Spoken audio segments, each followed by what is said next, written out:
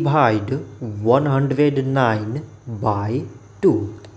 So here we divide 109 by 2 in a long division method. So 2 times 5 means 10. On subtracting we get 0. So now this 0 is less than 2.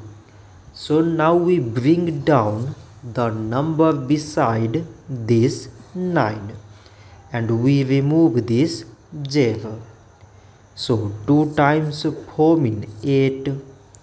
On subtracting we get 1.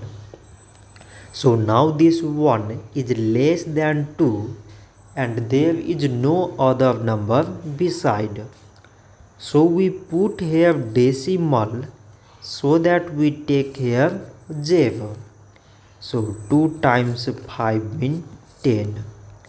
On subtracting we get 0. So 109 divided by 2 we got 54 decimal 5.